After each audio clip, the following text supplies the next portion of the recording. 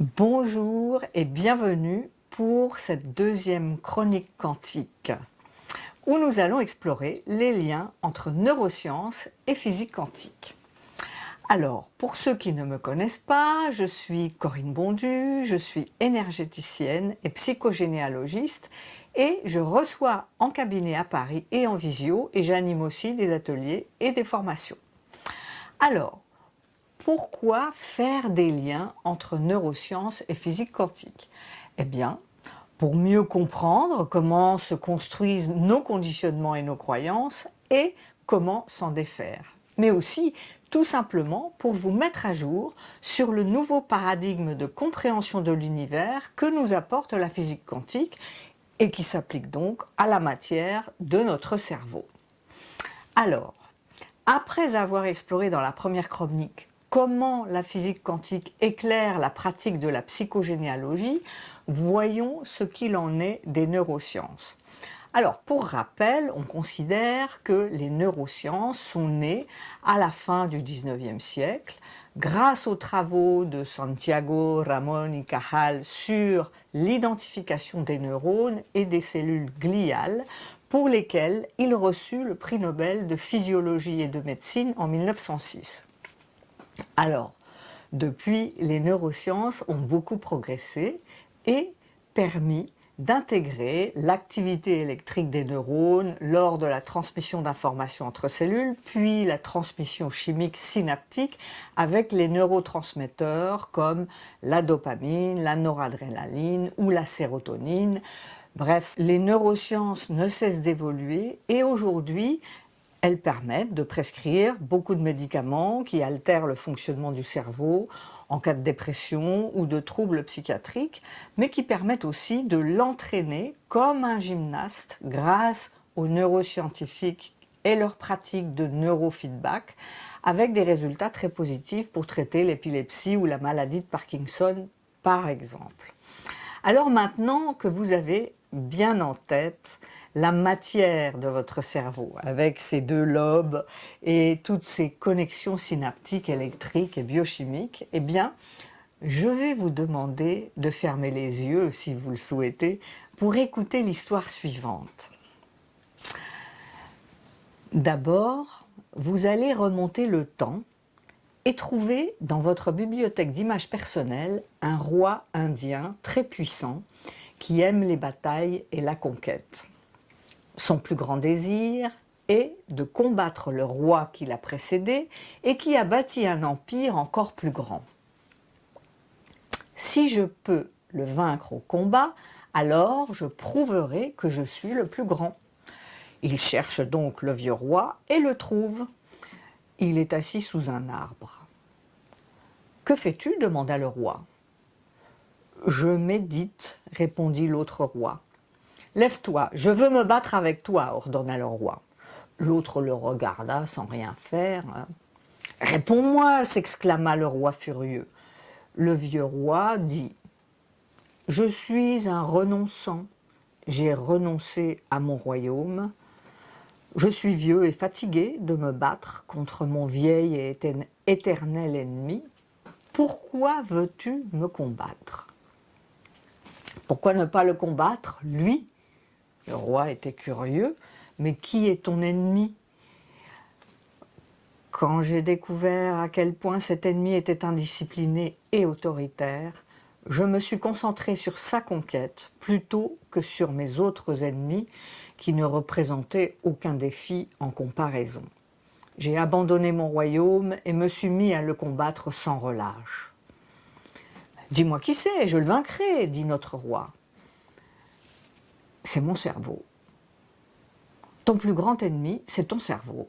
Il te lance constamment des pensées et des émotions indésirables. Combats ton cerveau et soumets-le. Si tu peux, alors seulement je te combattrai. Sinon, abandonne ton empire et rejoins-moi. » Le roi n'y prêta aucune attention et tenta de dompter son cerveau. Mais bien sûr, il n'y parvint pas. Finalement, il abandonna lui aussi et devint un renonçant.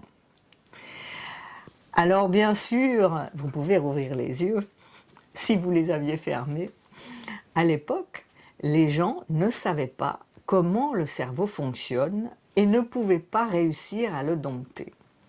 Mais aujourd'hui, les neuroscientifiques, à l'exception de quelques-uns, sont encore très loin de comprendre toutes les capacités du cerveau.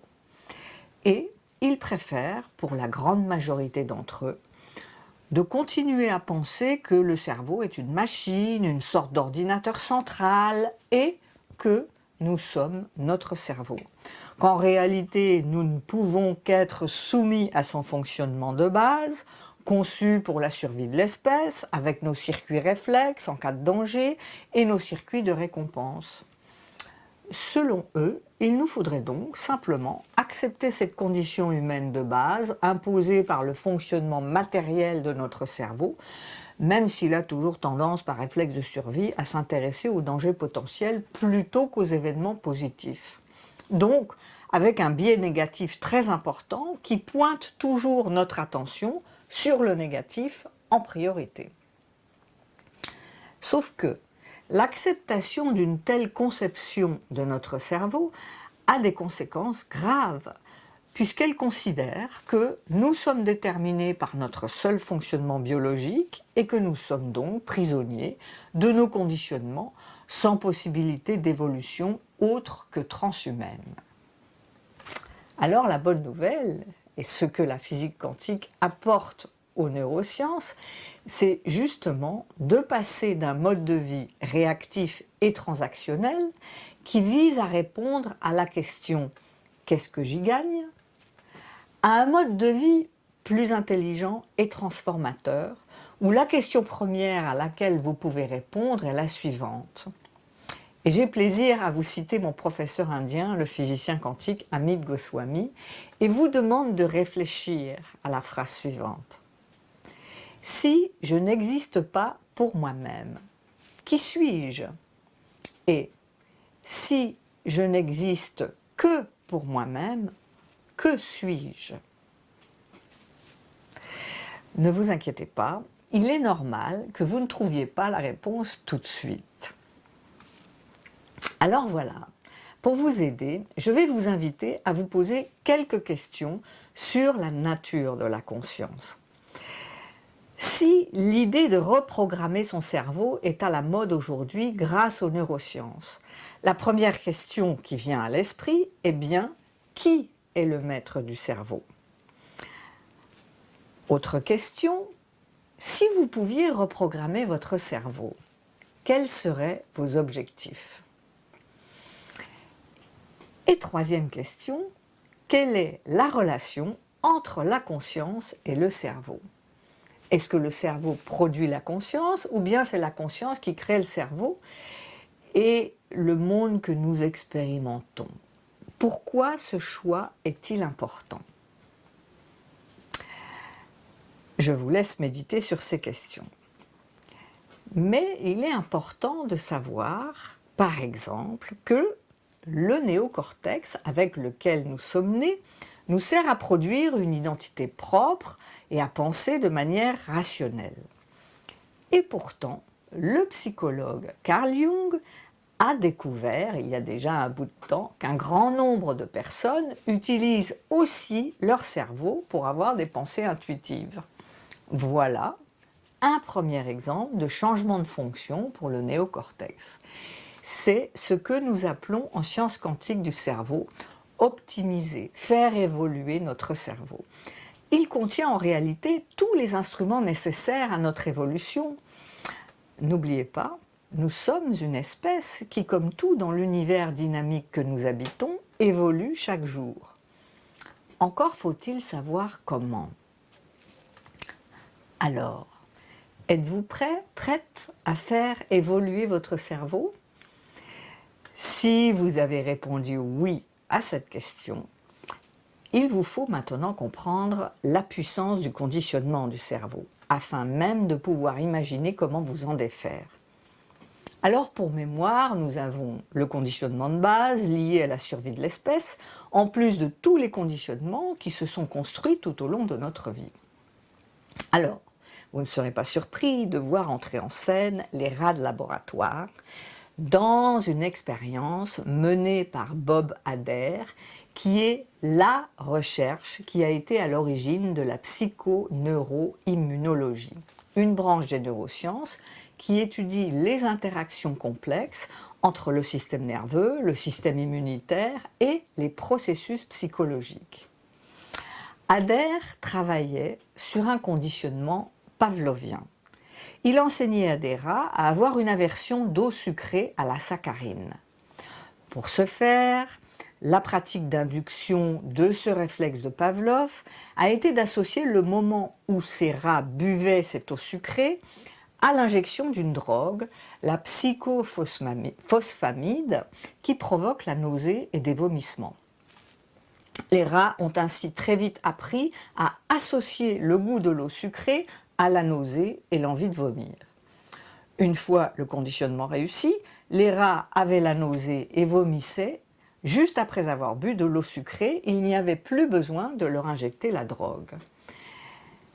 Mais Hader a pu constater une complication qu'il n'avait pas prévue.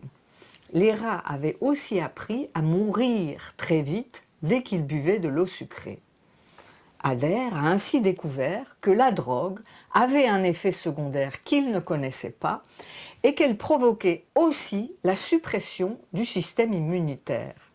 Donc, après le conditionnement, avec l'utilisation de la psychophosphamide, les rats n'avaient pas seulement appris à avoir la nausée et à vomir après avoir bu de l'eau sucrée, mais aussi à supprimer leur système immunitaire.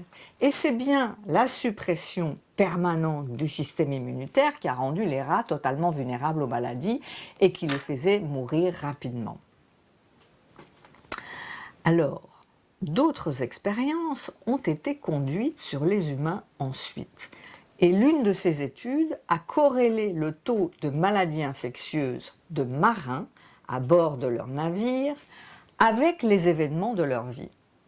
Alors, ceux qui traversaient des événements difficiles et qui en étaient très malheureux, voire très déprimés, étaient ceux qui tombaient le plus souvent malades de maladies infectieuses. L'émotion négative perçue produit un stress émotionnel qui affaiblit à son tour le système immunitaire. Un cas très clair de psychoneuroimmunologie. Alors, que retenir de cette courte chronique? À la fameuse question « Qui est le maître du cerveau qui peut le reconditionner à volonté ?» Nous répondons « Une autre facette de vous-même qui n'est pas une émanation du cerveau matière. » Nous l'appelons le soi quantique. Deuxième chose, de l'importance de reconditionner son cerveau et d'équilibrer ses tendances négatives naturelles par le développement d'expériences positives afin de préserver la qualité de son système immunitaire. Voilà, c'est tout pour cette chronique. Et si vous voulez en savoir plus sur l'approche quantique du cerveau et de la conscience et apprendre de nouvelles pratiques d'optimisation de votre cerveau, je vous invite à participer au prochain groupe de la formation Ma Révolution Quantique qui pour cette année démarre début août. Inscrivez-vous sur mon site afin d'en savoir plus sur cette formation en 12 modules. À bientôt pour une prochaine chronique quantique.